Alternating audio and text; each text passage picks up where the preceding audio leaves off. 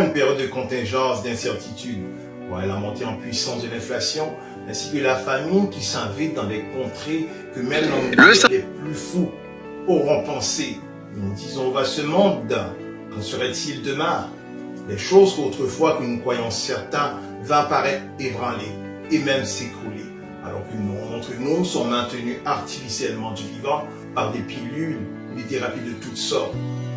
La solution à tout cela, c'est Jésus le Christ. Peut-être que vous dites à l'intérieur de vous, j'ai déjà donné une chance à Jésus. En fait, lui avons-vous offert une vraie chance? Et certains disent ceux avec raison, qu'il en soit une situation d'emploi ou toute autre, ils n'ont su me donner une vraie chance. Mais qu'en est-il de vous? Avez-vous offert une vraie chance à Jésus le Christ? Offre-lui donc une vraie chance et vous saurez voir ce qu'il fera dans votre vie. C'est la raison pour laquelle nous invitons à tenir un culte à sa gloire ce dimanche après dimanche de 10h à midi. Nous sommes localisés au 213 rue du Médoc, Terrebonne, Québec, code postal J6W 6K6. Nous comptons vous voir nombreux et serons heureux de vous rencontrer.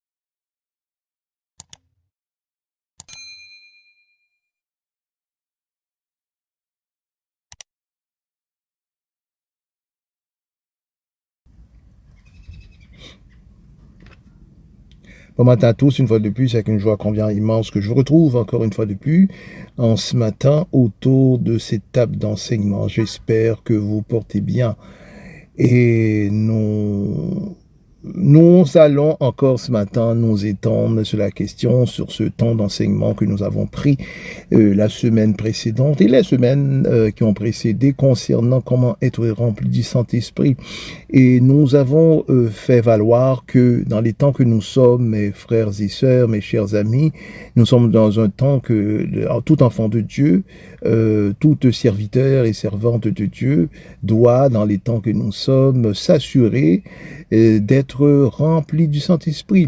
Car dans tout ce qui est dans ce monde, dans son ensemble, qu'il en soit l'éducation, le travail, qu'il soit les relations avec le familial, avec les frères et sœurs, les cousins, qu'il soit avec les amis, tout ce donc qui englobe l'ensemble de cette vie que nous avons réussi, notre carrière, réussi notre vie professionnelle, dans son ensemble, la chose qui priorise, la chose qui prime, le principal de toutes ces choses que nous avons énumérées, c'est d'être rempli du Saint-Esprit. C'est la raison pour laquelle que chaque enfant de Dieu qui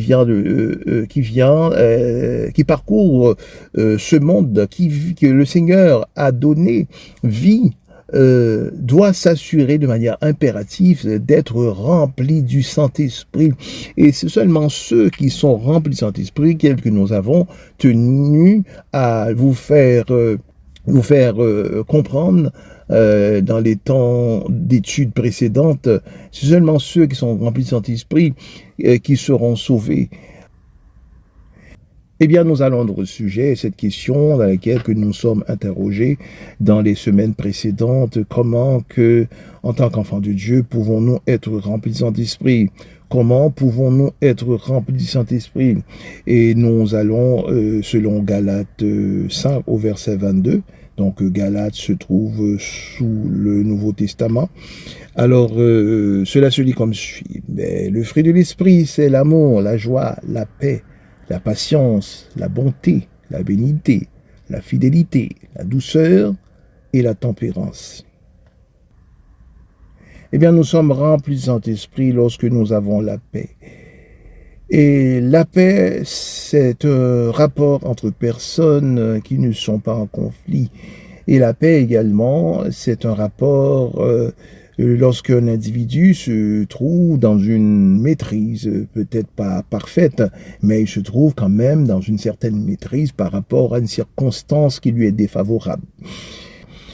Plusieurs d'entre nous croyons que la paix n'est qu'une banalité, ou bien encore une rengaine, ou bien encore une insignification. Savez-vous que, mes chers amis, que la paix a un coût, et ce coût est très onéreux, ce coût est très élevé. Les pays qui vivent, qui connaissent la paix, aient beaucoup à injecter de liquidité afin de vivre cette paix et surtout la maintenir. Et par exemple, en France, lorsque nous mettons les dépenses à l'échelle, eh bien, c'est l'enseignement qui prédomine. Et après l'enseignement, nous trouvons tout de suite les dépenses au point de vue de la défense, ou bien encore les dépenses au point de vue militaire. Et ce maintenant, lorsque nous avons apporté un regard au niveau mondial. Au niveau mondial, et de toute évidence, encore une fois, c'est l'enseignement scolaire qui prédomine. Et tout de suite après, nous rencontrons les dépenses militaires. Et après cela, nous trouverons les programmes sociaux tels que la santé et l'aide sociale.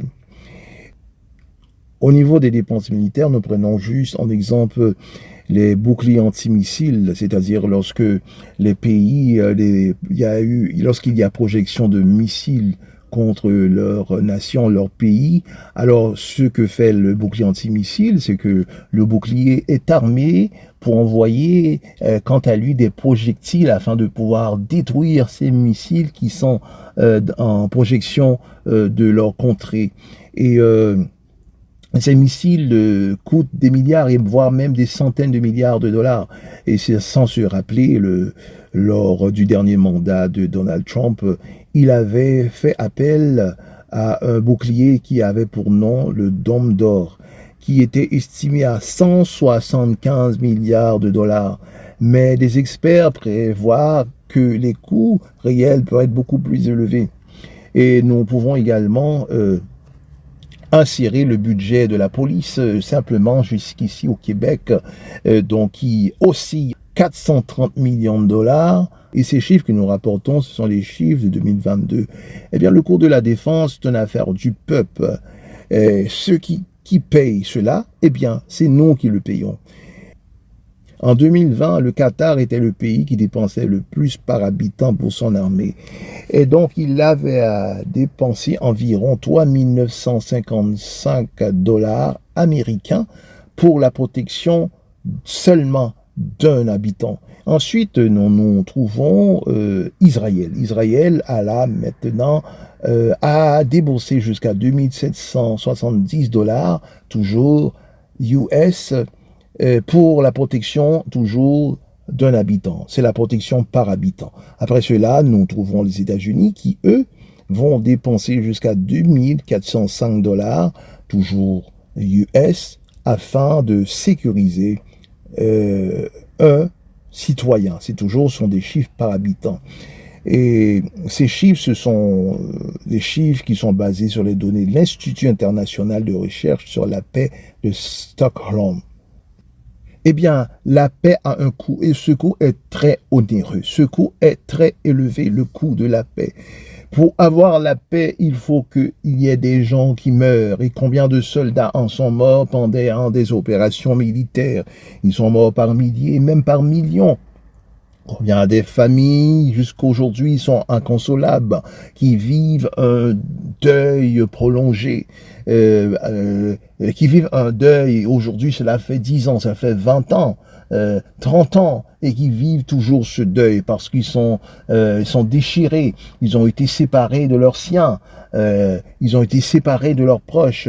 Et combien nombre en sont les enfants qui sont grandis sans père parce qu'ils sont morts au combat. La paix a un coût. Et pour que nous ayons la paix, il faut qu'il y ait des gens qui meurent afin que nous puissions avoir la paix. C'est ainsi que nous, en tant qu'enfants de Dieu, remplis du Saint-Esprit, eh bien, nous avons reçu la paix. Nous avons reçu la paix, car Christ est mort pour nous, et par son sang, et par la croix, par sa mort à la croix, nous avons reçu la paix. Et Ésaïe 53, 5 exprime: le châtiment qui nous donne la paix est tombé sur lui. Et c'est ainsi que le Christ va s'exprimer au travers de ce passage, Jean 14, 27, en disant: je vous laisse la paix, je vous la donne pas comme le monde me donne. La chose est que, mes frères et sœurs, lorsque nous venons au Seigneur et lorsque nous sommes remplis du Saint-Esprit, nous recevons les fruits de l'Esprit. Les fruits de l'Esprit sont la joie, les fruits de l'Esprit sont la douceur, la tempérance, la paix.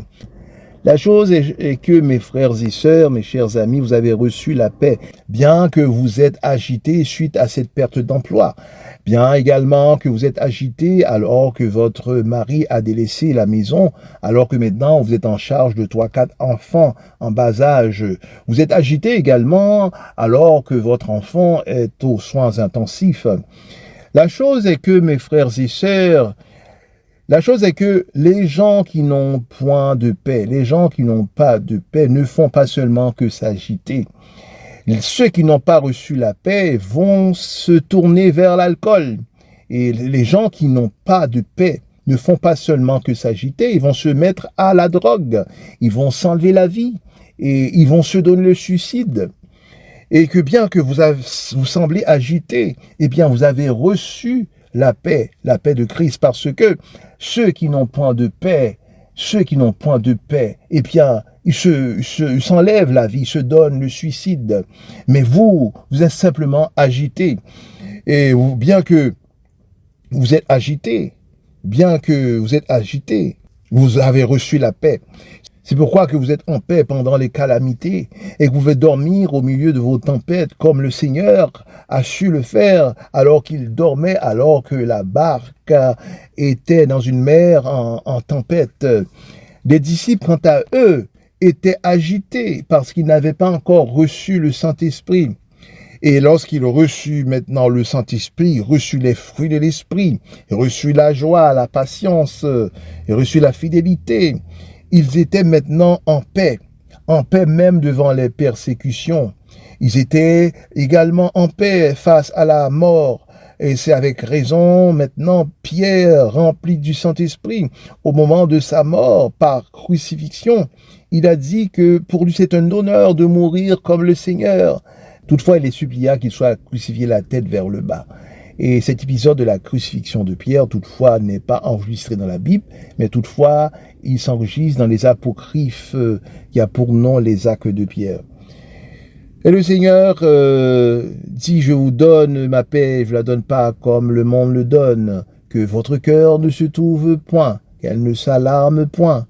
Avant d'avoir la paix avec les amis, les collègues à l'école, le patron, votre mari, votre épouse, et que vous ayez la paix dans votre foyer, soyez rassurés d'avoir la paix avec Dieu. Souvent, nous avons maintenant à tenir froideur à Dieu parce que Dieu tarde à nous exaucer alors que nous avons été d'une prière urgente devant lui, que notre enfant est malade, ou bien que nous-mêmes nous sommes malades, que nous avons été expulsés de notre logement à défaut de paiement, ou bien encore notre enfant se trouve en prison et que également depuis la perte de cet enfant, nous tenons froideur à Dieu. Et que ce matin, je vous dis, mes frères et sœurs, mes chers amis, la paix que nous devons avoir, vous assurer d'avoir, c'est la paix avec Dieu. La paix avec Dieu. Vaut mieux avoir la paix avec Dieu que quiconque. C'est la raison pour laquelle que Job, sa femme, est à le dire, sa femme lui a donné ce conseil, disant maudit Dieu, parce que Job était dans une situation, était dans un contexte où il avait tout perdu. Et il fut également malade. Il y a ses enfants également qui étaient morts. Alors, sa femme n'a trouvé autre chose de conseiller à Job de maudire Dieu. Et ensuite meurt. Et Job l'a repris promptement pour dire que tu es une femme insensée, que tu n'as pas su compter le nombre des bienfaits que Dieu a fait pour nous. Et c'est ainsi, mes frères et sœurs, ce matin, n'ayez pas de froideur avec Dieu parce que Dieu tarde à vous répondre. Sachez que le moment que Dieu vous répondra sera toujours le temps convenable, sera toujours le bon moment. Eh bien, nous sommes remplis de Saint-Esprit lorsque nous faisons montre de patience. Eh bien, la patience est une attitude à persévérer dans une activité ou bien encore un projet de longue haleine et sans se décourager. La chose est que il y a des gens que Dieu avait pour eux des plans merveilleux. Un plan de lui donner une femme, un mari merveilleux, un serviteur qui œuvre dans un ministère puissant, ou bien encore de bénéficier des recettes d'une grande entreprise. À cause d'un manque de patience, un manque de persévérance, cela n'a pas abouti, cela a fait chou blanc. Quelqu'un a dit l'endroit le plus riche, ce n'est pas les grandes entreprises, ce n'est pas dans les sites où ce que nous pouvons prélever de l'or ou bien encore le diamant. En d'autres termes, c'est que beaucoup de personnes, mes chers amis, emportent avec elles des projets, des créations, des compétences qui auraient pu avoir un impact positif sur le monde, mais qui sont restés enfouis. C'est tout simplement qu'ils ont manqué de patience, ils ont manqué de persévérer, ils n'ont pas pris le temps de se former, et ils n'ont pas pris le temps de se placer sous la garde d'un maître afin d'apprendre habilement leur travail.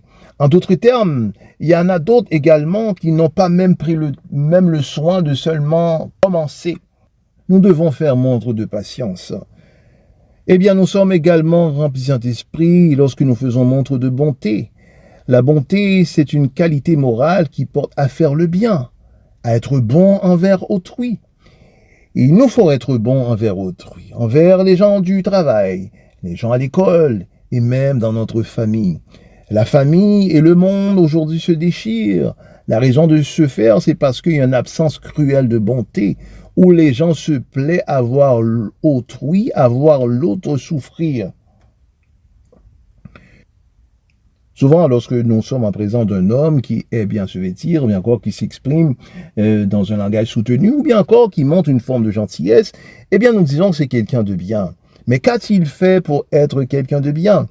Et il a été à l'école, il a reçu sa diplomation, il a travaillé, il conduit la voiture de l'année, et portant des habits chers tels que Christian Dior, MK, Louis Vuitton, Yves Saint Laurent. Eh bien, nous disons que, bon, cet individu, c'est quelqu'un de bien. Mais qu'a-t-il fait pour être quelqu'un de bien?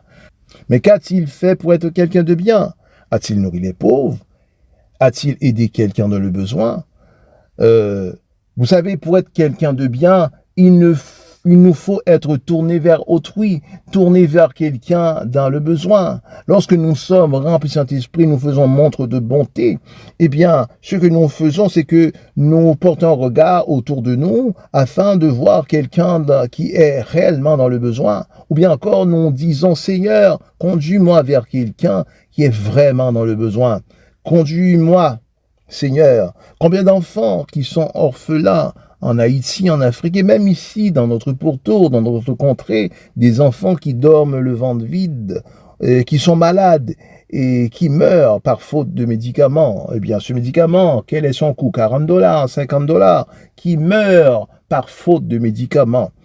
Et à cause de la famine. La cause de la famine, ce n'est pas des gens riches qui réglera cela. Combien sont les gens qui sont millionnaires, multimillionnaires, multimilliardaires, des gens qui ont jusqu'à 500 milliards, 700 milliards de dollars.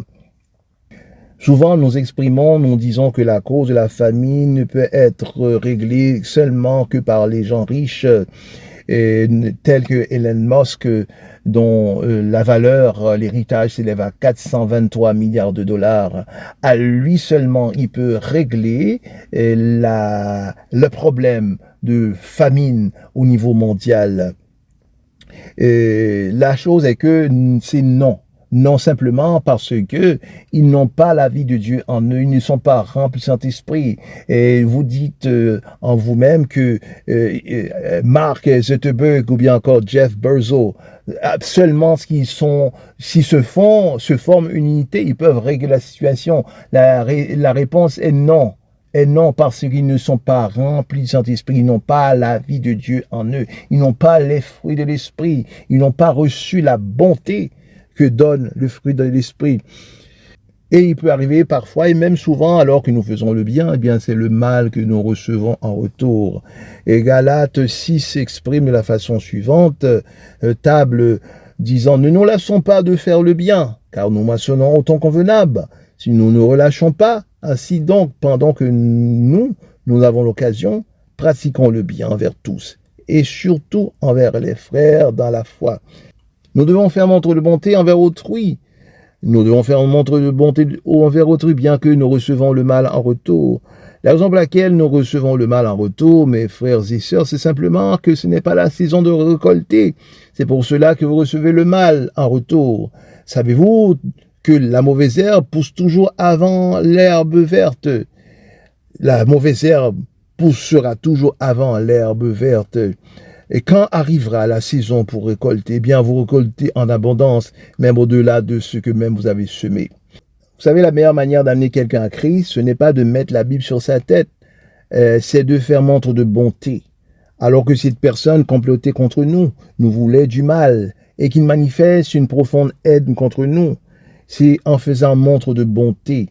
Et David a fait du bien à Saül alors que Saül voulait le faire mourir.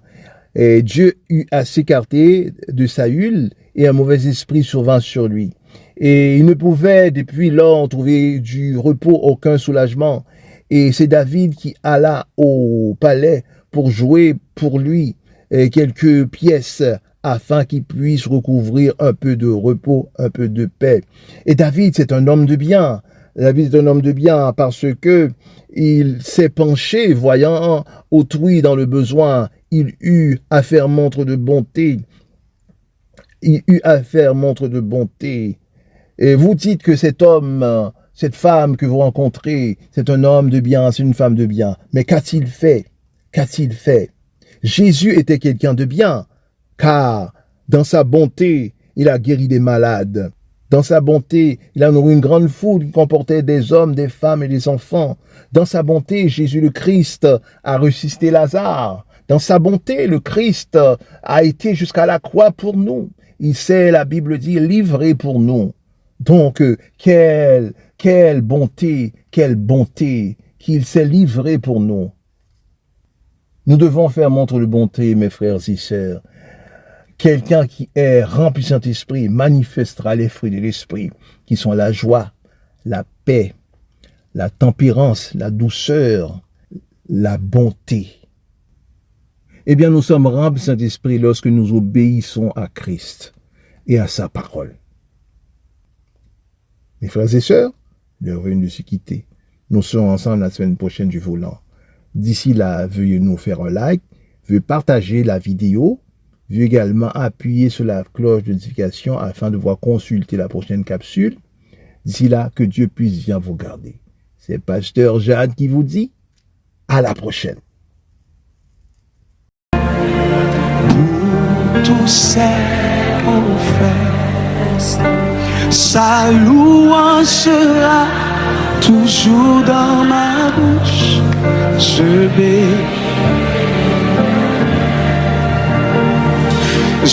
bénirai l'Éternel. Alléluia.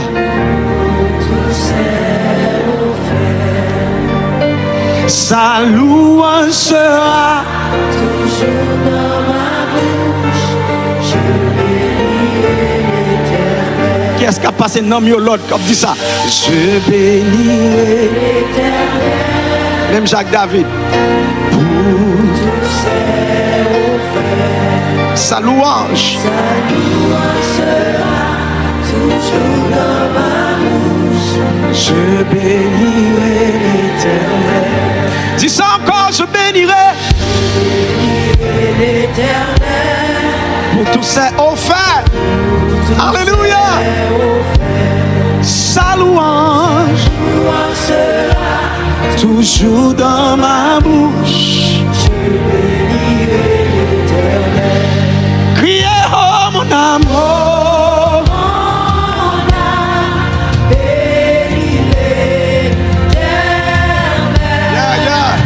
Béni, béni, le Dieu d'amour.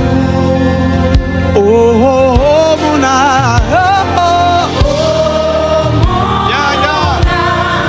Béni l'Éternel, parce qu'il t'a fait du bien.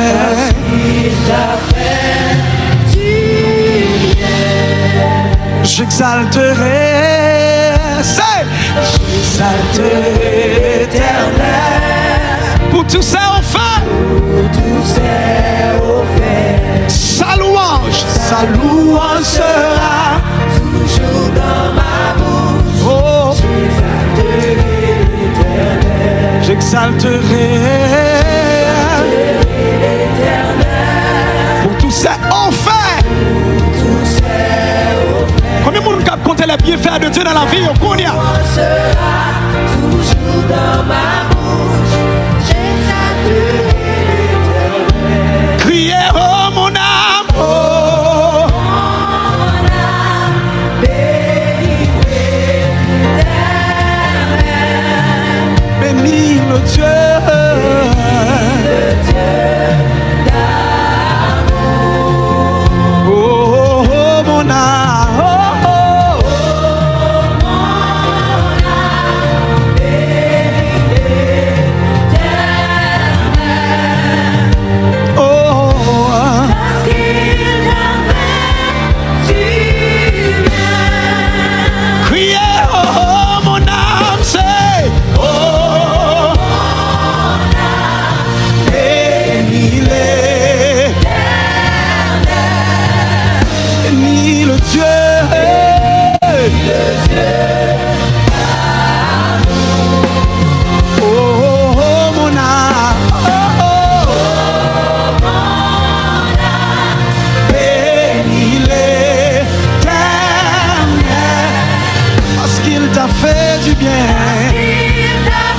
Seigneur a fait bien. Quand mon Seigneur a fait bien.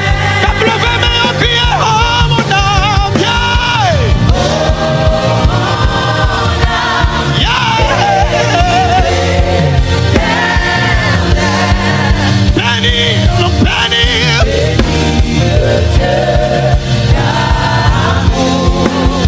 Oh, oh, oh, oh, oh.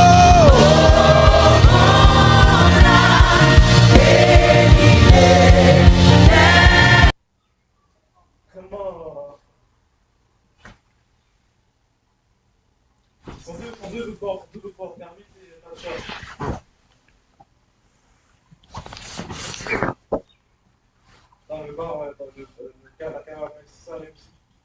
Là, vas-y. Non.